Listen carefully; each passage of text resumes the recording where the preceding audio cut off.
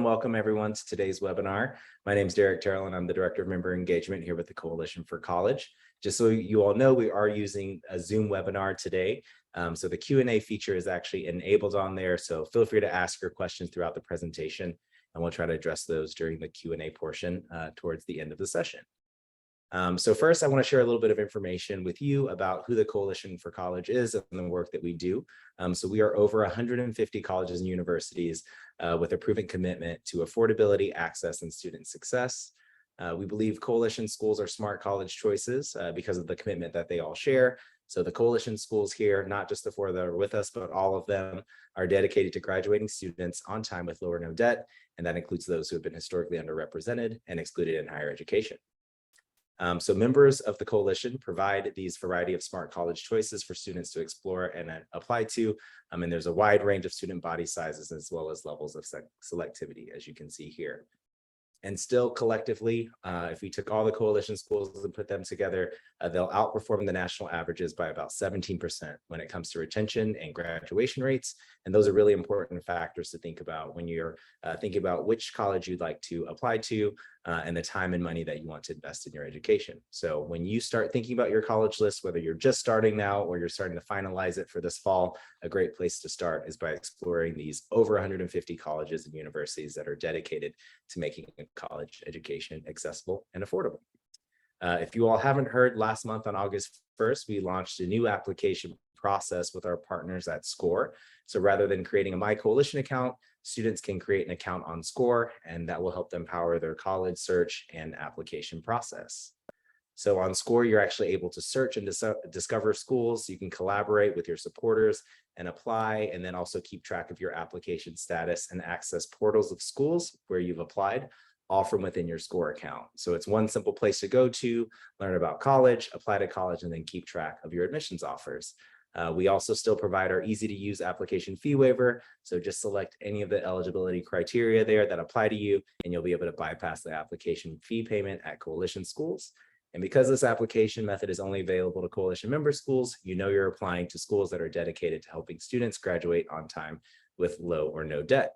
And so we will drop a link in the chat and you can learn more about that there. But still, the Coalition and its members work to help students learn about, prepare for, and apply to college. So you can follow us on Instagram to bring some of that insight and inspiration to all things related to college, affordability, financial aid to your feed. And if you have any questions, you can feel free to reach out to us via email at info@coalitionforcollege.org. And now we will get to what we came here for today, and that is to hear from our wonderful Coalition schools. So joining us today, we have Barnard, Carleton, Rose-Hulman, and the University of Vermont. And before we get into our Q&A portion for the evening, I'll ask each of the presenters to introduce themselves and then maybe share about 3 to 5 sentences about their institutions. And we'll go ahead and kick that off with Grace. Thanks, Derek. Hi, everyone. My name is Grace Bradley. I use she, her pronouns, and I am a senior admissions officer at Barnard College. We are a small liberal arts college for women and female identifying students located in New York City. And we are also in collaboration with Columbia University. So you get access to 2 incredible institutions, but really get a taste of both a small liberal arts college as well as a large research university. Also a little shout out to my Minds Matter mentees who might be here tonight. So I promised you that shout out. So there it is. And I will pass it over to Holly from Carleton to introduce herself now. Thanks, Grace. Hello, everyone. Good morning, good evening, good afternoon, depending on your time zone. My name is Holly Buttrey. I use she, hers pronouns, and I'm an Associate Dean of Admissions for Carleton College, located in Northfield, Minnesota, in the north central part of the United States. Carleton College is a small private residential liberal arts and sciences institution. Unlike Barnard, we are in a rural part of the country. So small town feel with an 800-acre arboretum, lots of recreation, but also live laboratories, so liberal arts and a lot of sciences going on at Carleton. I think my fun fact is that we have 2.1 Frisbees per person on campus. So Ultimate Frisbee is a fun connector around, and I'll pass it over to Thomas. Great, thanks so much. Tom Baer, Vice President for Enrollment here at Rose-Hulman Institute of Technology. We're located in Terre Haute, Indiana, about an hour just south of Indianapolis, Indiana. Our mission stated basically is to provide the world's best undergraduate education in science, math, and engineering. We are really focused on enrolling students who have a strong passion for the STEM area, who have a desire to take on the rigor, physics, calculus, all those great science and math courses, but also want to work in community.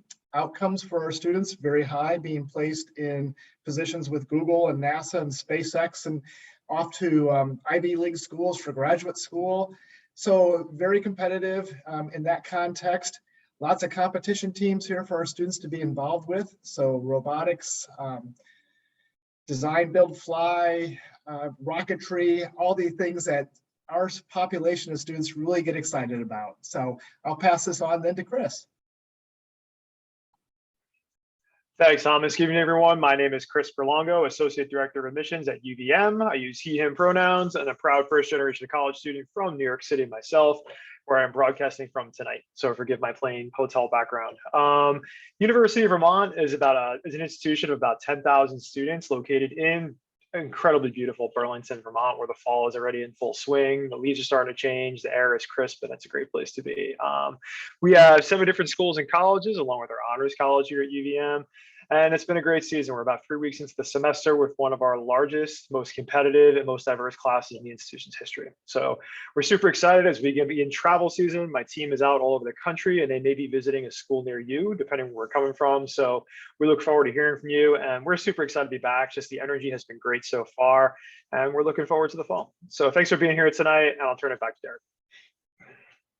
Thanks so much, everyone. Sounds like we have great schools here, as well as some great admissions professionals that are going to be able to answer your questions here. So just so you all know, there were a couple of questions that were submitted with the registration. So I'll start with those questions, but anyone on this call, please be sure to use that Q&A function. Any questions that you all have around testing, feel free to ask them. And then I will ask our wonderful admissions professionals here, and they'll be able to answer them for you live. But I'm first going to ask each of you all to actually answer the first question.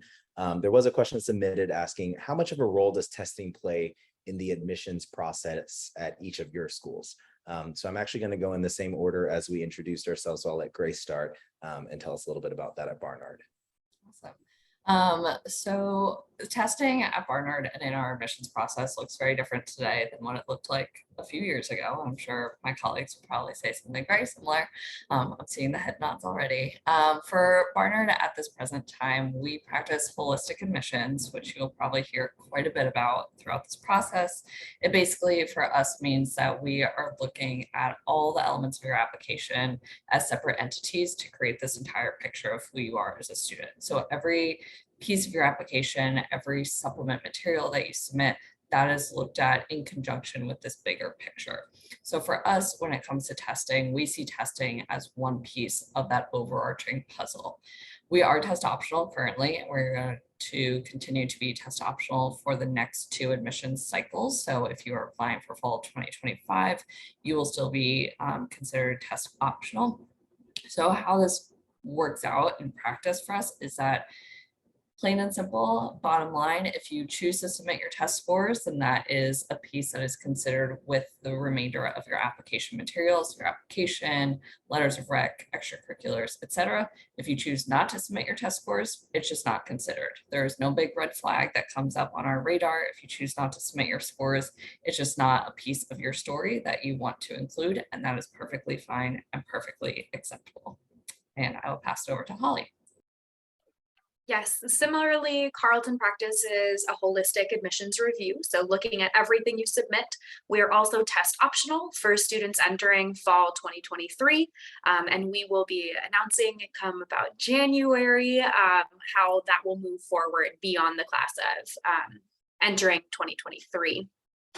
And I agree with what Grace has laid out in terms of how Carleton approaches ACT and SAT testing. Again, that optional piece means it's truly optional. We do not expect you to drive across states. We do not expect you to feel unsafe going into a crowded room if that's not where you're at right now. And I think the piece that we are all seeking in these applications, right, and I'll keep it specific to Carleton, we are seeking to admit students, to admit people. And sometimes you are not your best self on a Saturday morning, and that's okay. And so if that test is not a reflection of your best self, we do not need to see it in your application again. Optional really means optional in the Carleton process. So that's what I want to underscore, and I'll pass it to Tom. Great, thank you. We really, as we try and make admission decisions, much like what everyone else has said, we're looking for admission for success. So we're really trying to find a strong alignment with the mission of the institution. So we're trying to find those students who do have a strong passion for the STEM field. So with that said, we are test optional, and we really begin with looking at first year academic rigor. And the 3 areas that I asked our admissions counselors to focus in on is the math, then the science, and then the English. So I want to see that a student has been able to avail themselves to the high rigor that their high school provides for them, and that they've been able to master the coursework successfully. So we start first with the coursework, then we start looking at essays and recommendations to look for character traits that we think align well, that will help us forward the mission of the institution. And that again is that finding that community and passion for this STEM area. If students decide to submit their test scores to us, we will only use those if they help us enhance your application. So we're looking to use those test scores to help you demonstrate your strengths for admission to the institution. So the student is not held back or not hurt in the application process if they decide or not decide to give us, or if they decide not to give us their test scores. And we'll only use those test scores if they help the student, because again, it's one more indication of the strength of preparation for a STEM education. And with that, I'll pass that on over to Chris. Excellent. Thank you, Thomas. The problem going last is all the good things have been said already. But yes, much like my colleagues, we're in the same boat with test optional. To differentiate, UVM has extended our test optional policy through the fall of 2026. We just recently made that decision. We've seen a nice increase in applications, diversity of applicants, and just our classes composition has been really, really strong the last couple of years. We went test optional. So we are excited to have it as part of our process. And to put numbers behind it, as I was telling the seniors I met with this afternoon at various high schools, UVM, among our 30,000 apps, about half of them applied with testing and about half of them applied without testing, roughly. To emphasize the fact that you will be not disadvantaged in our process, whether you apply with testing or without, about half of our admitted students had testing and about half of them did not. So we do look at it as an applicant as a holistic review, much like my colleagues had mentioned, with a focus on the transcripts being a big part of that. And of course, recommendation letters, activities, and essays all play into that. Thanks so much, Chris. And of course, I made you go last and made you have that difficult piece there. So I'm going to ask you another question, which is difficult, and ask you to go first. So a question that was submitted was from a student, and they said, how can we as a student decide if we should or should not submit a test score when the school says that they are test optional? I always get the tough question. That's what I get for saying something. No doubt, absolutely. So for me, and I'll speak for Vermont, although I got a feeling that'll be echoed, you know, an admissions person is never going to tell you what to do with your testing, right? At least for UVM. And the way I phrased it with the student who asked me this afternoon at the school I was at was, you have to do your research, do your homework, look at that school's admissions profile. What does the applicant look like, and what does that admitted student look like, especially for last year? Just because one of the consequences of test optional, you'll see a lot of our testing averages went up. For the SAT and the ACT, because as logic would explain it, students who had strong testing sent their testing. Students whose testing was a bit below profile did not. So we saw a bit of a testing increase on our side as well. So again, an admissions counselor, at least at UVM, will not tell you, and I've told my staff, you know, don't tell the student what to do, because if you do what the counselor says and the decision does not go your way, the first phone call comes to me and my team, and I don't want that to happen. So what we'll do is say, do your research, look at the school's profile, and that'll be available on the school's website, or contact your admissions counselor or that school, and they can point you in the direction where to see that admitted student profile. See how your scores match up, and see if those scores will lend to your academic candidacy at that institution, and make your decision from there. Thank you, Chris. Once again, if any of the other folks here want to chime in, please feel free to do so. But also definitely encourage all of the students and counselors, whoever, and families, guardians on the call, please submit those questions so that we can answer those live for you. One question that I do want to ask before I ask the next one is which of you all have early action or early decision? Do any of the schools have early action or early decision? With a raise of hands. Okay. So the University of okay, all of the schools. Amazing. All of the schools here have either early action or early decision. So the next question that I have will go to Holly. So if a student is thinking about taking or doing early action or early decision for a school, when should they have their testing completed? Is there a date that they should have it completed by? Yeah, great question. I'd love to piggyback quickly on Chris's last piece, which is that the test is never going to be like the most exciting piece of your application. And so I just want to underscore that as we then get into Carleton's an early decision school. And so we only have that early binding round of admission. And so if you're applying early decision at Carleton, our deadline for our fall early decision is November 15th. And so if you are someone applying during that round, we will only see your application in its fullest when we do that read shortly after November 15th. And so if you're considering submitting your testing, we will need those submitted at the same time that all of those other application materials are due. And again, I will say, if you don't get that test in, that's okay. If it doesn't come through when you want it, that's not on you. Again, there will be so many other aspects to who you are and attributes that come through the application. But for Carleton, it would be, we'd need the tests on the day that the application is due. And again, for us, that's November 15th. I think generally you'll find a lot of early decision and early action schools at the beginning of November, but happy to hear what other institutions have in terms of dates and any early decision opportunities out there. Awesome. So I'm actually going to ask then, I'm going to turn this over to Tom. So if a student is applying for regular decision, then is there a last testing date that they could take if they wanted to have those considered for admissions or financial aid? Our first date is to look at November 1st. And once we start looking at reading, if the student is able to improve this score, we will accept that and look at that, because we will not make admission decisions till about the 1st of December when we send those out. But I kind of would like to think about a student doing testing in kind of a series, beginning, that junior year, and start their standardized test, and looking at those scores and seeing where there's success and where there's opportunities for academic growth, so that they start thinking about the progression of their application and the strength that they can present in that case. So thinking about when would they submit and when would they make that decision to submit, I think it really goes back to starting at an earlier point in time, almost that junior year, when they take that first standardized test, and they're looking at where their strengths are and what areas they need to improve, and how they can then take additional tests to make a stronger application to the institution that they're pursuing. And I love Chris's comment about knowing the competitiveness of those schools in terms of standardized test scores, and looking at themselves and saying, how do I stack up? Because so much of what the college selection process, the admission process is about, is finding fit. And there's so many elements. It's the academic fit to that institution as well as the social fit.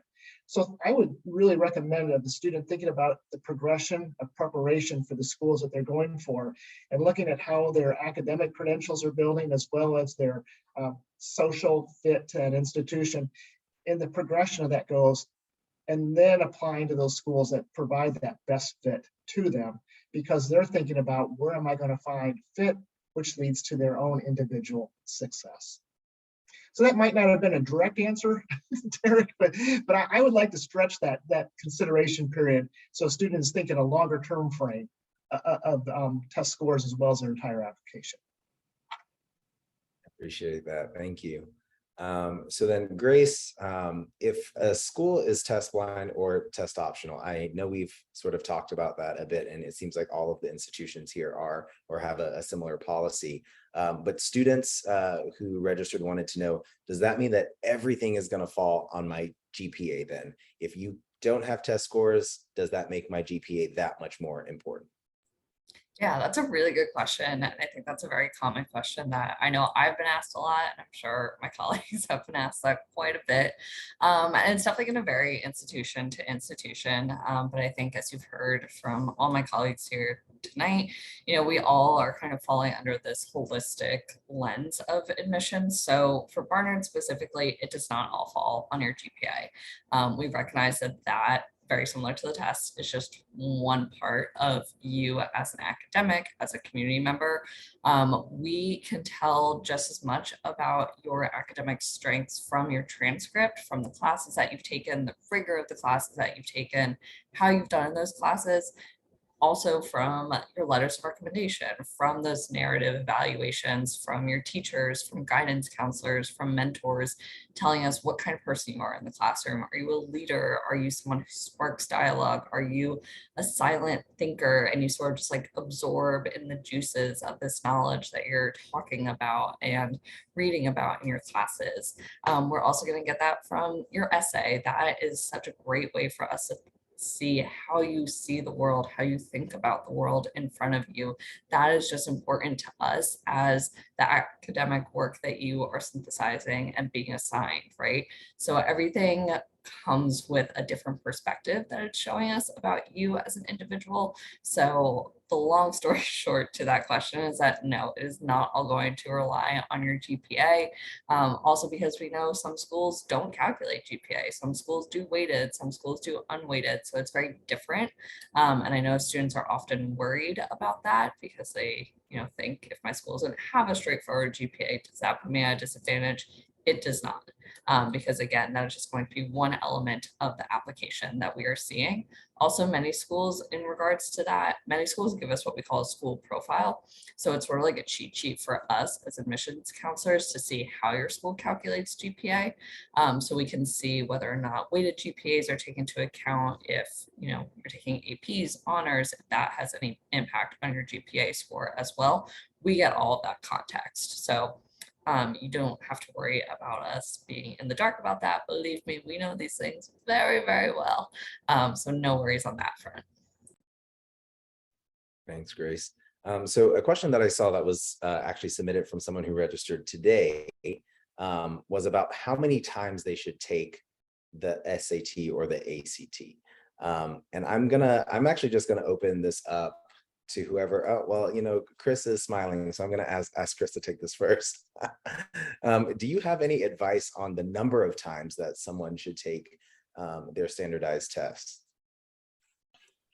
Oh man, note to self, stop smiling. No, definitely. I think for us, what we need to, I would be a hypocrite if I say you should take it more than once, because my personal experience, I took it 3 times. And studies will show with my background in higher education that, the first time may not be your best time. That was my experience. I took test prep and practice, and my first test came back and I went, whoa, did I miss a section? Like, what happened here? The first time you take that exam, you could be in a gym or a library or a cafeteria and you're not at your best self and you're nervous. So I usually recommend taking it more than once. I believe I read somewhere at some point that 2 to 3 times, but after the 3rd time, scores actually historically tend to drop, believe it or not. And I've seen some students take that exam 4, 5, 6 times, and that stands to reason. And I think after a while, you are just kind of spinning your wheels. So I would say take it more than once. Again, maybe I think take it once or twice, see how it goes. And if you want to take it a 3rd time, go for it, because schools will super score and they'll split scores in that respect. So I think it is fair to take it at least twice if you wish to do so. And of course, finance is being part of that conversation. Some schools will offer SAT waivers if need be for fees, but at the same time, I don't think taking it more than 3 or even more than 2, depending how your scores turn out, is sound advice. Just because, again, I think it's efforts you could be putting towards other parts of the application process, whether it's visiting, your grades, your activities. As one of my colleagues mentioned, I believe Holly said, the transcript really does drive the conversation at most institutions. I feel like your academic record is 3.5 years worth of schoolwork, whereas the testing is 1 3-hour exam. So take it, give your best shot, whether it's SAT or the ACT, see how it goes. And if you want to take it again, by all means, just don't overdo it. There are better ways to spend your time. Awesome. Thank you, Chris. You actually had mentioned something about super scoring. So Holly, can you tell us what super scoring is? And then maybe we'll do by a show of hands if your institutions do that. Yes. Yeah, happy to. So super scoring is kind of like combining all of the best options, right? Making your score as super as possible. So for example, if I took the SAT and I got a 600 in my writing and I got a 610 in my math, and I felt pretty good about it. And I wanted to see if I could increase my writing score to be the same as my math score. So the next time I took the test, I actually got a 620 in my writing, but my math dropped to 600. And so between those two tests, I have scores that are a final score that is higher the second time around, but not as high as if I were to combine my first math score and my first writing score. That would get me up to a 630, or excuse me, a 1230, which is higher than what I would have had from either individual test. So the idea with the super score is to look at your best individual scores and combine them for a super end result with your highest total test. And so that is a practice we do have at Carleton, but I don't know what the others have here. Yeah, I was going to say, do all of your schools super score? One question that was submitted was actually, will colleges require me to submit all my SAT test results, or may I submit just the highest test results? So it looks like all of the institutions here, I see some thumbs up, which everyone might not be able to see, but all of the schools do practice super scoring. So you are able to just submit your highest score in each section, and you can report that on your application. Awesome. So the next question that I see, I'm going to take some from the Q&A because now they're coming in fast and furious, which I love. So I think this is kind of a clarifying question to maybe what Chris and Holly had said about the GPA. So the question, if we could just get a clarification, is will the SAT help me get admitted if my GPA is not strong? Grace, do you want to take that for now? Yeah, I can definitely take it. Unfortunately, it depends. So it is going to depend very much on the institution, of course. Again, at Barnard, it can give us an indication that perhaps the courses that you have been taking or that have been available to you are maybe not a testament to your strength, right? And the way, as I think Holly, you had said it earlier, you know, the way that you are performing for, was it 4 hours now on a Saturday morning compared to how you do over 4 years in high school tell two very different stories about who you are as an academic, right? So if you are someone who just tests really well, that's great. That's awesome. I'm very jealous of you. I did not test well in high school at all. And I am very jealous of you. But if you test very well and you know that your GPA is maybe not the strongest that it could be, go ahead, submit your SAT scores, especially as I think it was Chris that was saying before, if you see that your test scores are sort of comparable to what a college is putting out as the scores that their admitted students are submitting, if your scores fall within that, absolutely go ahead and feel free to submit it. There is no harm in doing that. And it can boost how we're seeing your academic profile, right? It can absolutely help enhance that for sure. So that is my answer to that. Awesome. Thank you so much, Grace. So another question that I'm going to ask you, Tom, that came into the chat or into the Q&A is, at what point do SAT scores not really matter? For example, the difference between a 1300 and a 1400, a 15 versus a 1500 plus, or 1500 plus. So yeah, so I've definitely heard people say like, oh, I have a 1500 and I want to take it and get a 1550. So if you can just share with us, at what point does it even matter? Sure, that's a great question, and I think you always have to step back sometimes and say, what is the difference in terms of what I know and what I don't know between a 1510 and a 1520 or a 31 and a 32 ACT? What is truly the difference there? And I think that's the beauty of what we as an admissions practice of going more toward holistic admission has really advantage the student, because we're looking for ways for students to best present their genuine self to us. And again, I think we're looking in that terms of not just gaining admission, the best fit to the school itself. So I always encourage a student to try and build the most competitive application that they believe that they can. But I also want to think, in terms of when we read, we're thinking about, is this student a really good fit to our institution at the same time? So does a 1510 to a 1530 tell us more about a good fit? Or is it more about how they took advantage of what the academic offerings were at the high school? Again, how well they did, or the types of activities that they were involved with and how that aligns with our institutional missions, or what a high school guidance counselor says about them.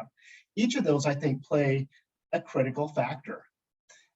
And within all that whole world of holistic admission, I think, there's always now this concern coming through is, so are you telling me I have to be good in everything? I have to be involved with all the student clubs and be present in every one of them, take all the classes, get straight A's, and then have that 1530 over 1510. And I come back and say, no, what you have to do again is think about, what are your genuine passions? What are your interests? That's what you should pursue. Do your best ability. And then as you apply and schools read your applications, we're trying to find where's that opportunity for you to find the most success. So what I most encourage students is create what I think is your best application that tells us a genuine story about who you are and what you want to pursue. Because we want to then work with you on the flip side of that to help you find the right fit for success. And that's the most critical aspect of all this. Now, there's always going to be a student out there, and God love them, who's going to try and reach one step farther and get one score higher. That's the genuine person. Let them, if they have that desire and want to pursue that, I would never tell them no at the same time. But again, I would really emphasize the fact that as a whole, I hate to use the word industry, but as an industry, we're thinking more and more as holistic admission. And we're thinking about character traits and everything else. And those are the things that also tell us about your ability to succeed, just like 10 points more on a test score, on a college SAT, or a point or two on the ACT. So thank you, Tom. The next question I have, I'm going to pass over to Chris. So are test scores any more or any less important for a homeschooled student? Sure, it's a great question. We get a fair amount of homeschool applicants at UVM. We're seeing actually more and more in the last couple of years. So I appreciate the question. Again, it goes back to that holistic review process. And homeschool is a really broad spectrum. We see homeschool applicants presenting all sorts of documentation when it comes to the academic side. Some will have college courses, some will have specific transcripts, some are doing online coursework. So it really does depend in terms of what the student is submitting and what that body of work looks like on the academic side. But again, it's really the coursework that's taken at the high school level. I know for homeschool looks a bit differently, but the academic coursework that's taken at the home or whatever the setting is for the homeschool situation. So I think the best advice is most folks in the admissions office will have a homeschool designate, somebody who works with homeschool students. I know UVM, Sandy Fisher, she's amazing from Vermont, been reading homeschool students for a long time. We'll have somebody who works with homeschool students just because they have that perspective. So I highly encourage you to reach out to the admissions office and try to connect with that person and see. But I think a broad answer is going to be very similar to the ones you've heard tonight for traditional applicants, the sense that testing is part of the process, but really the driver is the academic experience over the course of the high school career, in addition to the activities, essay, and everything else that plays into it. Awesome. Thank you, Chris. And so since this is all about testing, I'm going to pass this next question over to Holly, who I know does some international travel for admissions. But are there different requirements with testing for international students? What are they, and are they different from domestic students? Yes, great question. The short answer is yes for Carleton College. And that's part of the reason why I say ACT and SAT test optional, right? Carleton will still be looking at an English proficiency examination for all of our non-US citizens who have not been taking high school in English. And so those are a different kind of test, right? You maybe have heard of a TOEFL or an IELTS or the Duolingo English examination. And we would expect an English language proficiency test for our non-US citizens, again, coming from high school that was not taught predominantly in English. On the ACT, SAT side, it is still optional for our international students. And I think sometimes that access to tests, like literally driving to a testing center, is even more challenging in international spaces. Part of this includes different lockdown laws and different ways that you're actually able to navigate throughout your home country and have been able to navigate or not over the last few years. And so thinking about that physical access to tests, we do not want you flying to another country to take a test. Like, I know that there are students out there who have said, "Oh, Holly, it's not a big deal." I'm like, "Oh, this is a huge deal. You're crossing international borders." And so just want to emphasize that ACT, SAT is optional across the board when it comes to testing. This is for international students, for home students, as Chris really underscored. But there is a testing difference, at least at Carleton, which is the English language proficiency remains required. And so that will be a primary difference when it comes to all things testing on the international side. Awesome. Thank you, Holly. Grace, a question that came into the Q&A goes back to that super scoring again. So they're wondering if there is a disadvantage of telling you that this is a super score. So going back to Holly's example of the 610 and a 620, is it better if the scores are so close to just report the one sitting, or would it be more advantageous to report the higher score with 2, but now letting the admissions office know that you've taken it twice versus taking it once? Yeah, that's a really good question. I would say it's kind of the same mentality of being test optional as I think Holly was saying earlier. Like when we say we're test optional, we're really test optional. We're not trying to trick anyone. So I think that same philosophy really applies to super scoring. We give you this opportunity because, as Chris was saying, sometimes, on that first test, it's maybe not your best, or maybe you do really well in that area that you didn't think you would do well in, and because you studied so hard on that one section, you really excelled, but then maybe you dipped a little bit in some other sections. And so the second test can really help you sort of even it out a bit. That's totally normal. That's very expected. Again, this is one portion of your entire 4 years in high school. So if a school is offering you super scoring and you know that you just performed better on a certain section during one test than you did in another, absolutely go ahead and feel free to take advantage of that. It is an opportunity for you to put your best foot forward. So if a school is offering it, they really want you to feel like you can take advantage of it. No one's trying to trick you, I promise. So absolutely feel free to use super scoring if it is to your advantage. And as Chris was saying before, again, taking the test multiple times, that's normal. That is totally not uncommon at all. So use that to your advantage. Thanks, Grace. So another question from the Q&A really goes back to this idea of, I guess, offsetting once again, like a test score and a GPA. So I'm going to ask Tom to actually weigh in on this one. So if a student looks and they're not right in that area of the admitted student profile, but they're a little bit below it, but they have a stellar GPA, is it worth them applying to that institution? Maybe you can talk about other factors that are actually considered in that answer. Sure. To put this in a little bit for context, I'm going to talk about my son and my daughter. Both of them college graduates. Having a father who's worked in college admissions since 1989, I've been fortunate to work at different schools, some considered a highly selective top 20 institutions, U.S. News World Report, all that great stuff.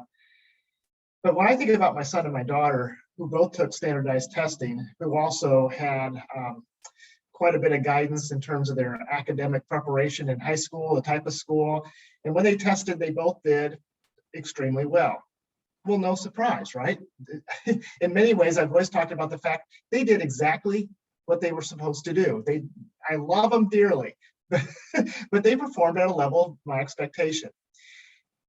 I can also look at other applications for admissions, especially from students who perhaps came from a disadvantaged or under-resourced background.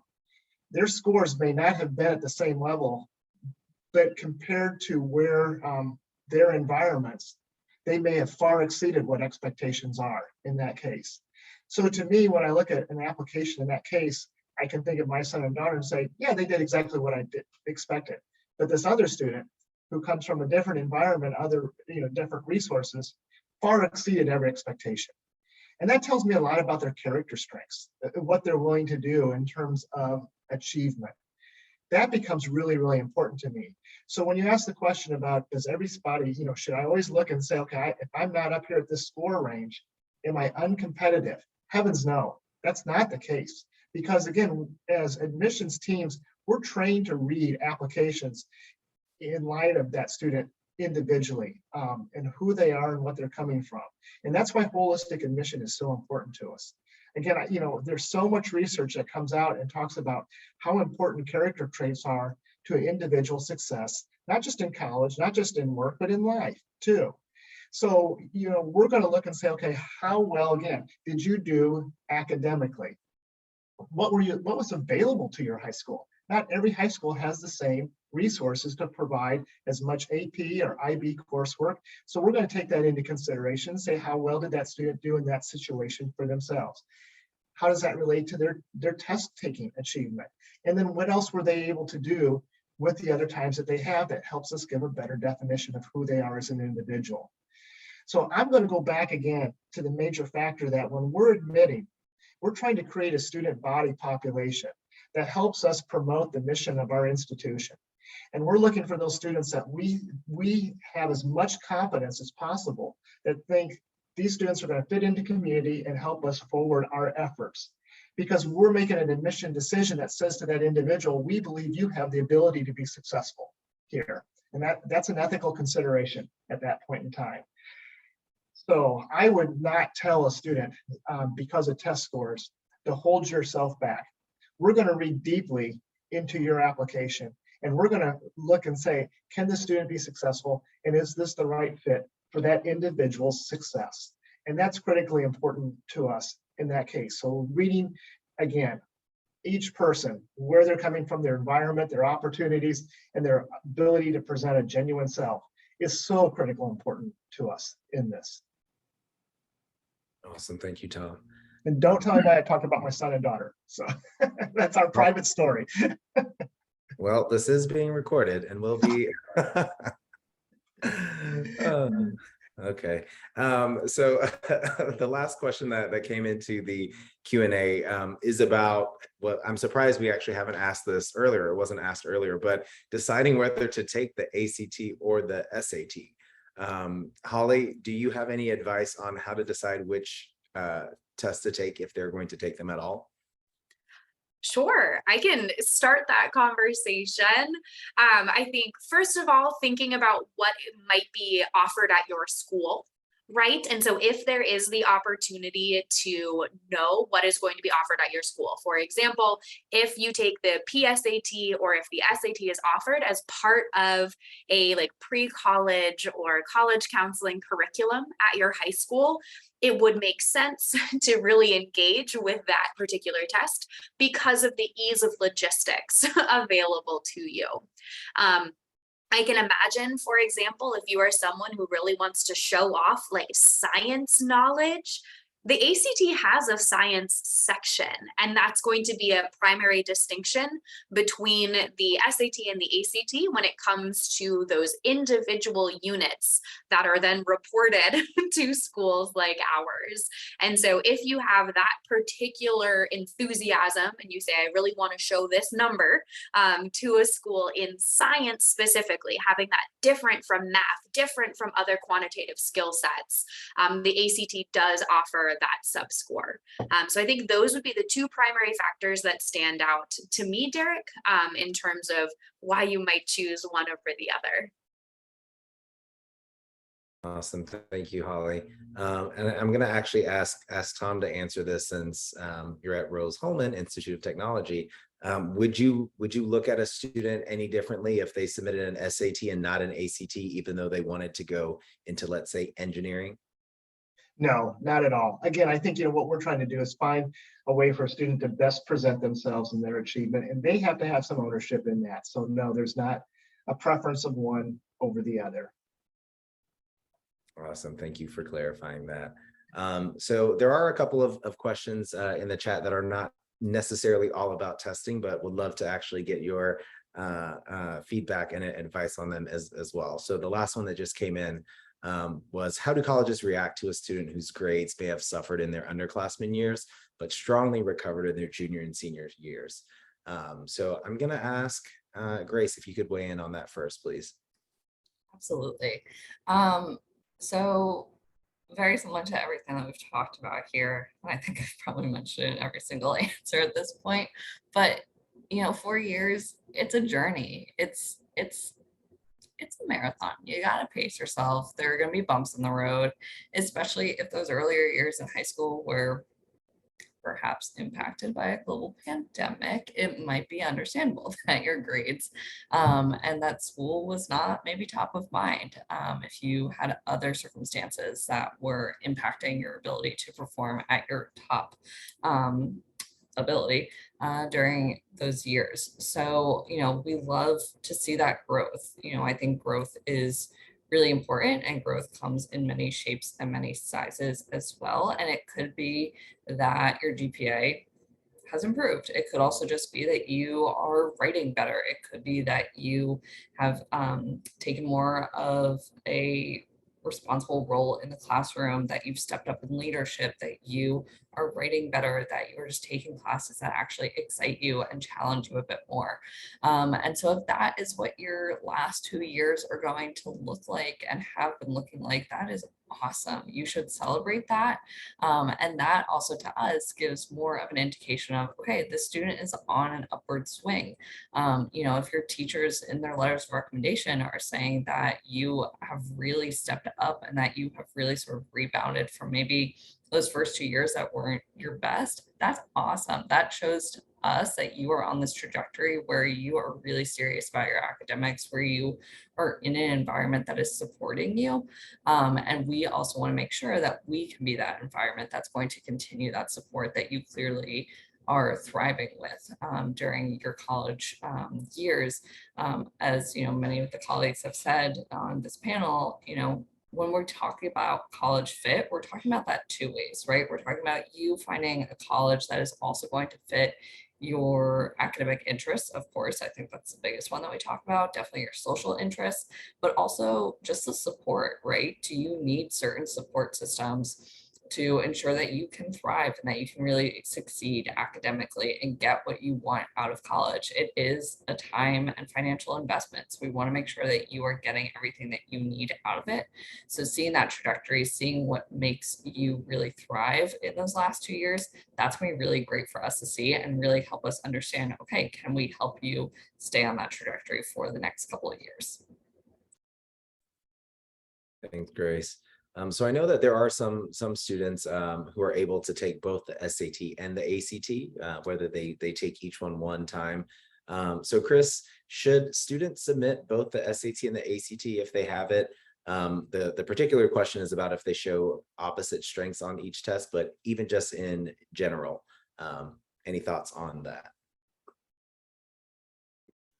Sure thing, Derek, and thanks for the question for the students as well. I think it depends on what the overall score is. That's what we're going to look at pretty much in focus in terms of whether that's the SAT or the ACT. Now, of course, for specific programs, I know we talked a lot about engineering, UVM's engineering program as well. We will focus on that math section for sure, but we'll do so equal in the ACT as well. So I think that it's really about the overall composite score in both cases that we're really most focused on.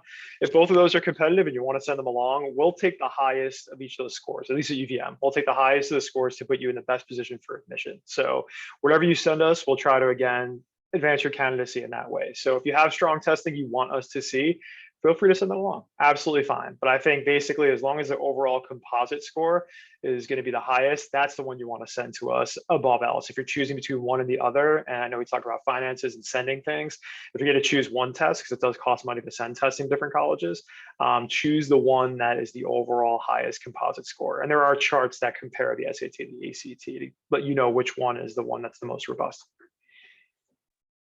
Thanks so much, Chris.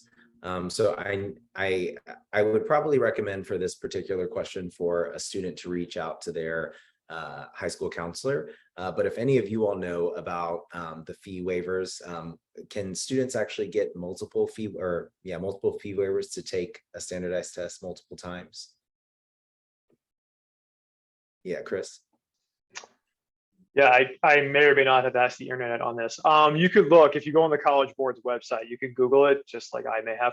And you can see, you'll find out, yes, Kimberly, you saw that, definitely. If you go on there and look, you see, you can get 2 fee waivers for 2 exams, but you can send unlimited score reports to different colleges. So to answer the question clearly for those in the audience, if you do get a fee waiver from the College Board, and that's a great point, Eric, it has to come from the College Board in terms of the fee waiver, not from our institutions. Application fees are different, but testing fees come from the College Board or the ACT if you're taking the ACT exam.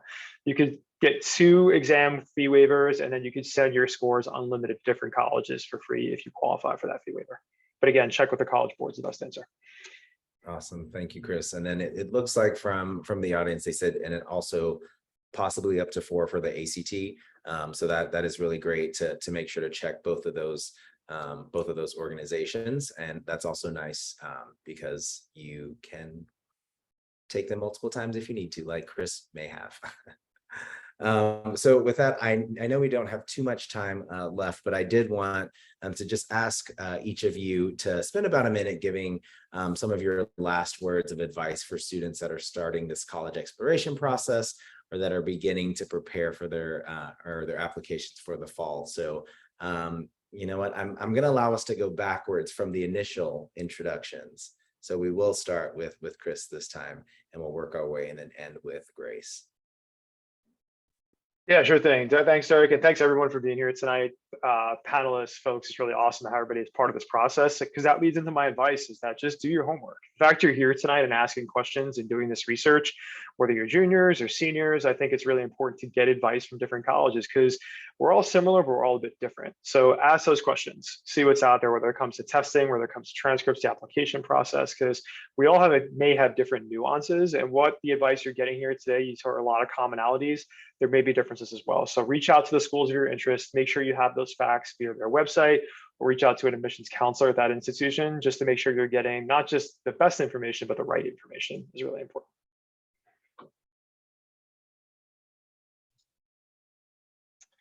I think sometimes we get caught up a little bit in terms of trying to pursue what we consider to be the label institution, that school with that name. And what I always try and push through is to really have a student think about the fit to the school. And I break that into 3 categories. One is the academic fit.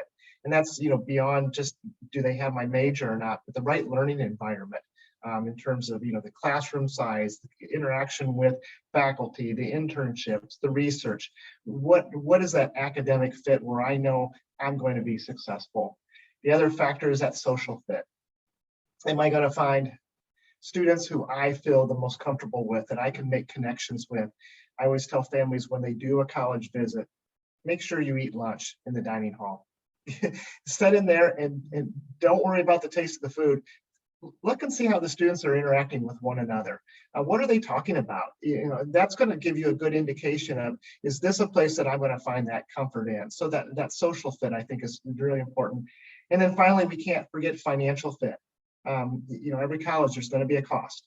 And we, again, can't tell you what you should afford. You have to, as a family, as an individual, have to have that certain level of comfort there. So my advice is to think about that search in those 3 different fit categories, because that's going to lead to your success. And that's more important than just trying to, achieve the label, get where you're going to be the most successful. And that's when you're going to be able to thrive and make good things happen. And I'd love to build off of that, Tom. I think the best way, students, for you to find that fit for success that Tom has been talking about, is to be yourself. We've talked a lot in this time together about making choices that are best for you. And that might take some introspection. If you have a moment to sit there and think through, do I want to wear my cape to class every day? How can I find a community that is going to support me in that decision? If I want to wear my wheelie shoes down the hallway, is that going to be well received at every school? I don't know that answer. But if you are someone who says like, I need X, Y, or Z as part of my institution, and you know that deep down, making sure that that exists for you, but also making sure we know that in your application, right? You do not need to be the best at everything, but it is such a privilege for us to get to learn what you are the best at, and you are the best at explaining that to us. So that's my piece of advice. Holly took my usual go-to piece of advice, but I'll use my second go-to. And that is, and this was something that I know that I had a really hard time grappling with when I was in this process. But it is that there are multiple great options for you. And I was very against that as a very stubborn 18-year-old. Shocking, I know. But there are so many wonderful schools out there that want to meet you, that want to embrace you, that want to give you those opportunities to wear your wheelie shoes or your capes or be the student government president, live in a city, live in a rural area, go skiing every weekend.